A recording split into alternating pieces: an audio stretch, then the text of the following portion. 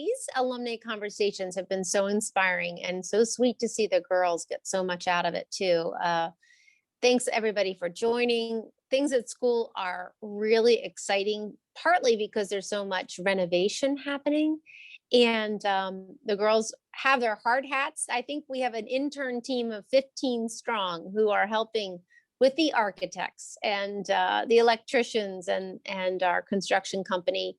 That's part of the fellowship program. So, you know, besides distinguished academics and empowered girls, we have these fellowships that really are putting knowledge in action and creating spaces to celebrate the community. And, you know, Scott is the leader of all of these fellowships that take action. So any opportunity we have to put knowledge in action, it's been fun to see the girls take advantage of. So new turf and tennis being built. And I cannot even begin to tell you how excited the scholar athletes are about this, but even these little girls who are excited to learn lacrosse or see the big girls play. And it's been really fun. And then the classic building is getting a huge facelift and still feels and looks like HB, but the spaces are really modern and forward thinking when it comes to how do you put a curriculum in action? How do you embody a mission? So cannot wait when this COVID thing is over and we get you all back on campus and can give you some tours and have you see things at HB.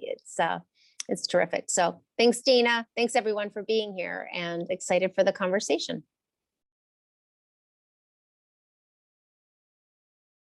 So I graduated from HB in '93. It feels like forever ago. And I went to undergrad in Connecticut at Trinity College, where I spent a couple years trying to figure out what I was going to study. I left there and joined a management training program at the Gillette Company, focusing on, which is obviously in consumer products. Did a 4-year rotation there. And from there, I came out to the Bay. During that program, I came out to the Bay Area and eventually joined a private equity firm where I worked for several years before I realized that I was not cut out for the corporate cloth and needed to break out on my own.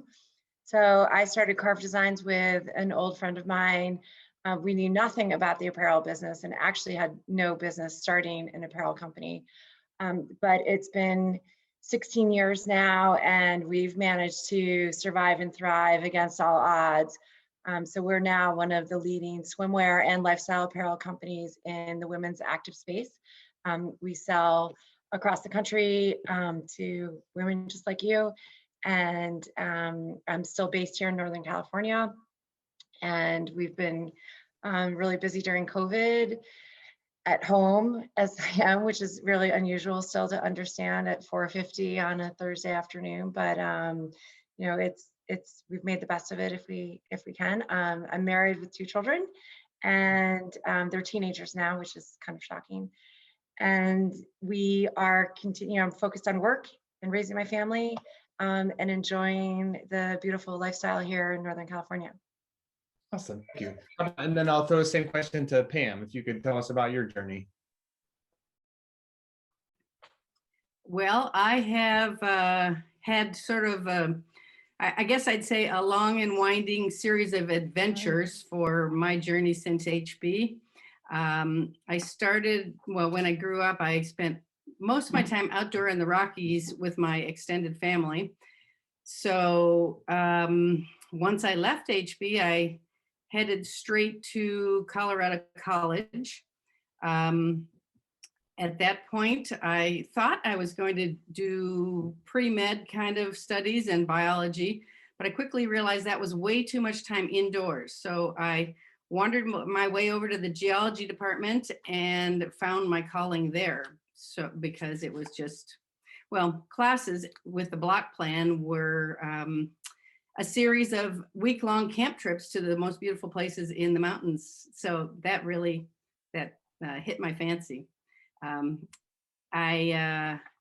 After I left CC, my next adventure was working in exploration in the Appalachian region for looking at Devonian gas shales. Probably you guys have heard of fracking in that region. Well, believe it or not, in the late 70s, that's what I was doing there, documenting the fact that it wasn't economical and it wasn't good for the land. Nobody listened. After that, I did some exploration in the Great Lakes on sands, on glacial sands. Realized I needed to get back west of the Mississippi, so I went to Rice University Graduate School. Had a big adventure there because my field area was Antarctica. So I studied glacial marine sedimentation down there. And then being a woman in the earth sciences at that point, I had lots of options for jobs because there were very few of us. So luckily I got back to the Rockies studying Montana and Wyoming fold and thrust belt. I sort of got sick of big companies, as Thayer was saying. I didn't want to work for the man anymore.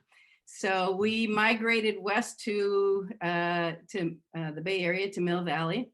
And that's when I started my education career. At that point, I realized I had 3 kids, I realized there was very little earth science being taught in the school. So I started an earth science program called Rock Talks for elementary age and middle school age kids that does field trips and classroom adventures with lots of boxes of rocks and lots of hands-on kind of work. And so after about 20 years of scraping sediment off of rocks to see what was underneath, my curiosity got the better of me. So I decided I would go back to school and get another master's in botany. So I went to UC, got a master's, went through the master gardening program, and have been working for the last 13 years teaching adults in the Bay Area, well, mostly in Marin, how to garden in a native, water-wise, climate-smart, and fire-wise methods, so that we can live within our means here in the Bay Area. I guess I've been doing a pretty good job of that because now I've been running the program for the last 3 years. So that's sort of my long and winding road. Thank you. All right, so Emily, tell us about your story. Yes, happy to. So I went to Boston College after HB and majored in economics, and from there went to New York City. My first job was with JP Morgan and their healthcare investment banking group. And then I joined TA Associates in 2007, which is the private equity firm where I still work. Was in our Boston office, came out to the West Coast for business school at Stanford, and essentially I've stayed out here in our Menlo Park office. Focus all of my time on healthcare investing. So we're investing in private healthcare companies, really wide ranging from traditional healthcare services, healthcare technology, working with insurance companies.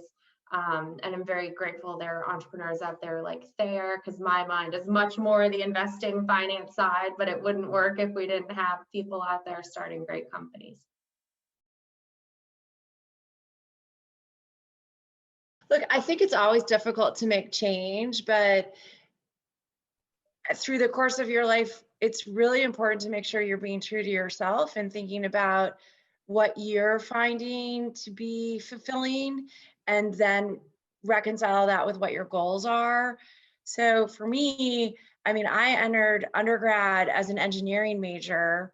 I ended up graduating with a degree in public policy and French, and I ended up starting an apparel company. I was pretty much the kid that had no idea what I wanted to do.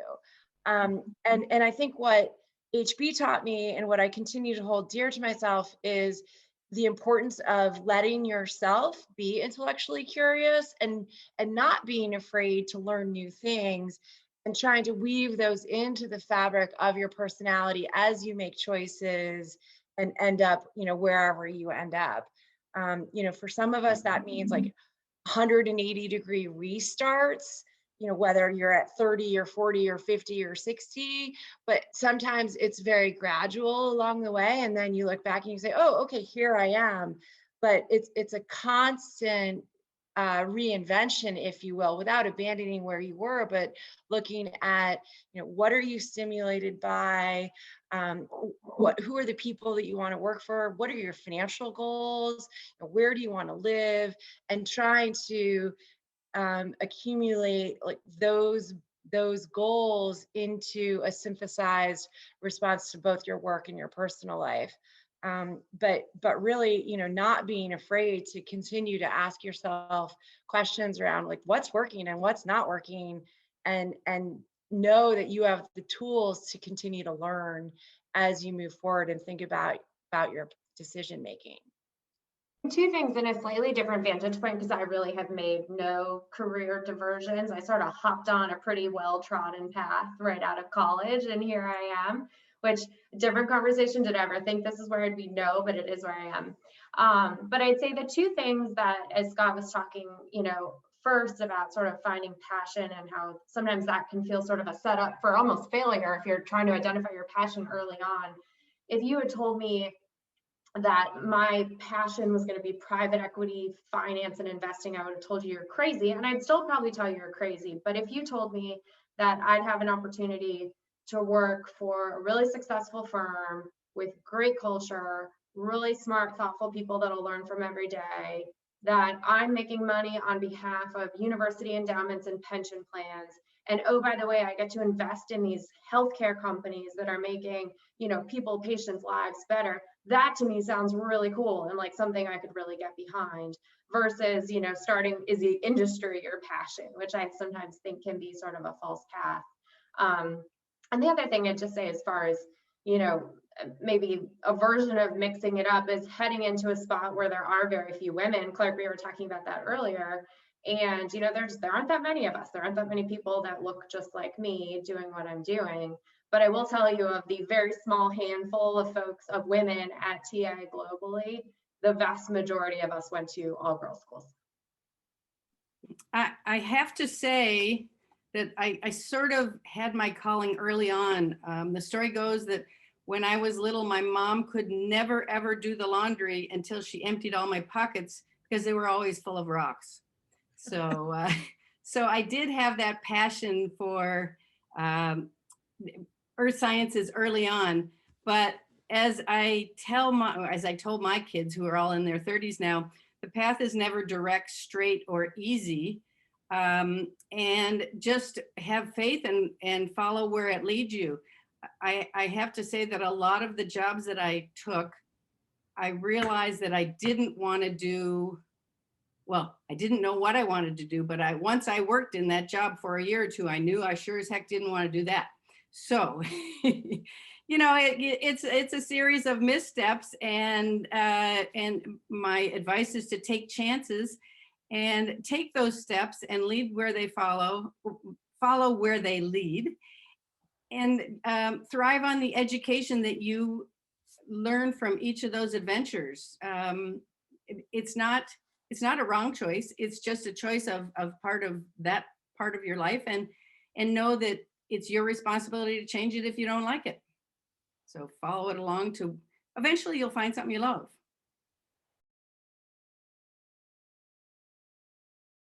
I'll pick out two. There are lots of learnings in 2020. One, I sort of gaze over here because my home office, I look out onto the street in my neighborhood, and I learned what a neighborhood is. I mean, in all honesty, prior to COVID, I was out of my house before the sun was up and home after the sun was down, and I could have lived anywhere. And now I can tell you there's, a really sweet old man that every morning at 9 a.m. walks by with fresh flowers. I don't know where he's taking them, but it's the sweetest thing. Or that, every dog in the neighborhood seems to like to use my yard to go to the bathroom. Or, how long it took the little girl across the road to learn to ride her bicycle and how many times she fell learning how to do so. But I mean, I felt so connected to this neighborhood and this community during this period of time in such a special way that I never would have otherwise, because life's happening too fast. You're zipping around, you have your own agenda. Who lives next door to you kind of doesn't matter. And in a very kind of traditional way, I feel very connected to a neighborhood. And so, you know, in looking of the bright spots of 2020, that's something that I'm really grateful for. On that, because I sort of had the same kind of a an aha moment for myself, and I have really embraced the change of living small. As you guys might have guessed, I love to travel the world, and I have been doing it quite a bit in the last 10 years, but obviously couldn't do that. So to live small locally by enjoying the adventures that I can have right here within a close driving distance in the Sierras or at the beach or in the Coast Ranges, I have really thrived on that and learned to appreciate that. Living small socially certainly was one of the things that we all learned, but in doing so, I really learned to embrace and love the small group of friends that we could see and felt safe seeing. And lucky for me, most of my family is nearby. So I spent more time with my family than I ever would have otherwise. And it's been a wonderful sort of enlightening experience. So that's been my learning experience for me. Great, great. Thayer, what about you? What has 2020 taught you? Well, 2020 was a little bit of a tumultuous year for those of us that worked in retail. Maybe not as challenging as people who worked in restaurant or entertainment, but you know, there are a couple of women on the phone who I spoke to early in the pandemic, and it was a pretty much train wreck, right, for work. So it taught me a lot of tenacity, and really, more than anything, you only have control over so many things, and you have to make sure that you are just focusing on what you have control over and trying to affect those areas of your life as much as possible, and then accepting that which you don't have control over. And for me, that was probably the biggest takeaway. Of course, you know, there were silver linings across the board, but really that was my big takeaway.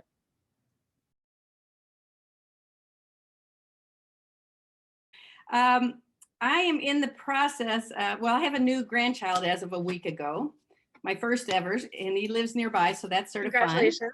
Yeah, thank you.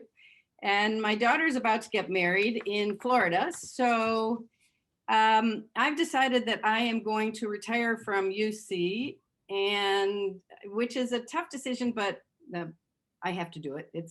I don't want to be missing those life moments. So my challenge is to find and train a replacement to run this program. It's been a wonderfully valuable program for the county, and it's been going on for 13 years, and I would hate to see it fizzle and die. So I have to find a good, enthusiastic new leader and train that leader. And I think I have a lot of potential people to do that within the ranks of the Master Gardener program. So that's my goal for the year. No big changes on the work front for me. A lot going on, you know, to try to get done this year. I think more sort of personally and socially, I'm optimistic, and it's sort of the year of yes for me, where I feel like, you know, never again a dinner party or a wedding or a shower where you kind of roll your eyes and think, man, I'm tired and would really love to skip that one. I'm all in for any and all invitations and activities. I'm also single, which is not the most fun during COVID. So if anybody happens to know anybody, you know, help an HB sister out. But no, I just think it's a year to be really grateful for the people you haven't had a chance to see, for those things that are fun, to celebrate weddings, babies, you know, all of that. And I just am really looking forward to, you know, not taking any of that for granted this year, because it's going to be great when we can all do those things again. So for 2021, you know, here in Northern California, we've been pretty locked down, and we're starting to slowly reopen. And in my life prior to COVID, like things were pretty chaotic. I mean, there was not a spare moment ever, sort of running around, feeling like you're juggling a lot of different things. And my goal is, as we reopen, to try and maintain some semblance of balance. Maybe a little different than Emily. I'm at a slightly different stage in my life, maybe not saying yes to everything that comes back up on my social calendar, and trying to maintain a little bit more calm, balance, like time at home, time with the family, some movie nights, some game nights here and there, not booking myself out completely, and trying to make sure I'm smelling the roses.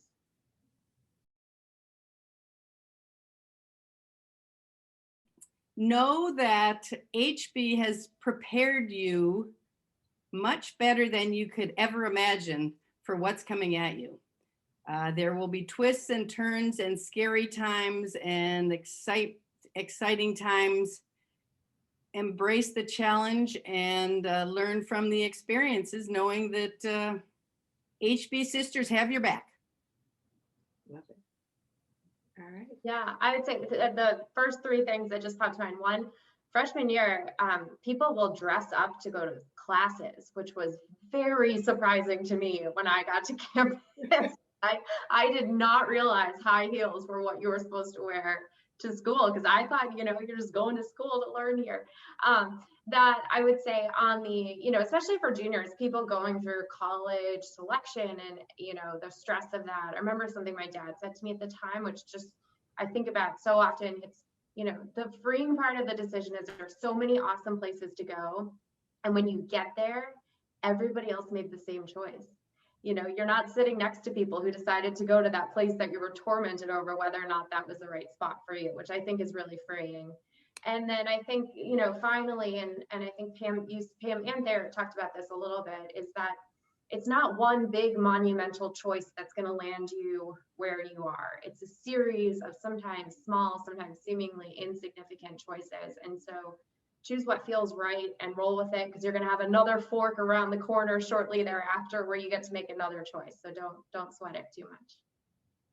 I think for me, the HB motto, learn not for school, but for life, has always held true. And that if you continue to pursue things that challenge you and try and surround yourself by the best people that you can, you'll be surprised at what unfolds in front of you, and to just not sweat the small stuff. You'll figure it out, but to work as hard as you can to get to know yourself and figure out what makes you happy, and you'll find your way. Great. Let me just say this. This has already started my graduation speech. I'm just going to listen to this again and take all the wisdom that I need to pass on to these class of 2021. So anybody wants to add to the wisdom? This is if it's live streamed and all of a sudden you hear the repeats, you're going to be like, wait, I've heard this before. I really so appreciate the wisdom that so many HB grads have, and so would love to know more wisdom of other people, but I am serious. I'm listening to this again because all your advice is so right on. And when you're in it with these girls and they're finding out right now, and there's heartbreak and there's joy and there's this rivalry, and then you step out and you hear what you have to say, it's really amazing. So I'm really grateful, so grateful for all that you've said, but keep adding on to that because I'm going to listen to this again. Anybody have any questions? Thoughts that you would like to share? Jordan, how can we help you with your potential West Coast move? I was talking to Clark and Catherine about it a little bit in our breakout room. And for me right now, I think just speaking to what all of you have hit on is just the small decisions and different paths and just learning in the moment. Because right now I work in health and benefits consulting and I like it, but I don't know necessarily what my next step is. So just, I think when I have the opportunity, and especially like we were talking about earlier, just with Zoom opening the opportunity to reach out to everyone in a way that's not restricted, just really leveraging the HB network to just find out more about different paths and see what kind of sticks. So I'll probably be reaching out to a number of you at least just to connect if I do eventually make it to San Francisco, as well as kind of find out more about individual paths and individual industries and everything in that direction. But so far, I've just learned a lot from listening to everyone kind of reflect on their experience and how HB was integral to that experience. I mean, I'll add something, Fran. I'm class of 82, by the way. And I also have been in the investment business my whole career, and starting in New York, and then went to business school at Berkeley, and then stayed in the Bay Area, and now I live in Tahoe. But one thing sort of consistent through my career is I've always felt as smart or smarter than anyone in the room. And I don't mean just raw, but I mean in terms of just being prepared. And I really think that all goes back to HB. And just having that such great, base, such a great base education, I just don't think you can put a value on that. I mean, it's amazing. I mean, it's really been a consistent thing through my career, and I've dealt with, everyone from, the big wigs to mom and pop. So it's, I obviously haven't prepared this, but I'm always grateful, and I'm regularly grateful for my HB education. And it's not something I don't think about. I think about it often. Hannah, I'm so glad you said that. I have a daughter who's 24, and I think there's this female thing about this imposter syndrome, right? That I am in this room and I don't know if I belong, and to be kind of, yeah, I belong and I'm smart and I know what I'm talking about, and we're going in this direction is such a good voice for girls to hear that other women have. So that's so right on. Totally right on. And I'm grateful for you. Susan, did you want to share something? Yes, I'm sorry I'm late joining the group, but I'm really glad to be here. I'm 84, and I still think every few days I'm glad for my HB education. I'm not joking. It was just especially Miss Bruce in English, who made me stand up and analyze a soliloquy from Hamlet off the cuff. I mean, never, nothing ever was that hard again. But I was really amused by the people who had a career very early because of my husband, who had, as we said, sand in his shoes. We moved a lot, but it was the 60s and 70s, and wherever I went, a job fell into my lap. And I'm not joking. This is London, Dar es Salaam, Hartford, wherever I went, because of the economy. The world economy was growing, and anybody with a BA who could read and write, sort of thing, or thought that memos were important, had a job. And this was also because of my friends who would call, or I would call them. And I mean, it was just amazing. So I worked in the National Museum of Tanzania. I worked in London in a startup consulting firm. What else did I do? Oh, in Hartford, I was worked in retail. So the advice I would give is, when the universe puts something in your path, pay attention. It probably won't be similar to the last thing you did, but it might lead to a new path. So when I was in college, I went to Wellesley, and I was on the experiment in international living one summer in France, and that changed my life. Ever since then, every job I've had has been cross-cultural or international or something like that. And my last gig here I live in Oakland, but I lived in Berkeley for 50 years before we moved to a retirement community, was teaching English as a second language, which was really fun and fascinating. And I miss it a lot. I think about it every day. So be prepared for whatever you're not prepared for, be prepared for a surprise and follow where it might lead. And as someone else said, you're not making a choice forever. You can change. You can change your mind, change your life. And I was class of 54 at HB, 1954, and I still love it. That's it. But I'm open to questions about my strange non-resume. Seeing you. Thank you again so much for participating today. And please, if you have any questions, any follow-up, if you want to get in touch with anybody here that you see, please feel free to reach out, and we look forward to connecting you. All right, take care. Thanks, you Gina. guys. Thanks,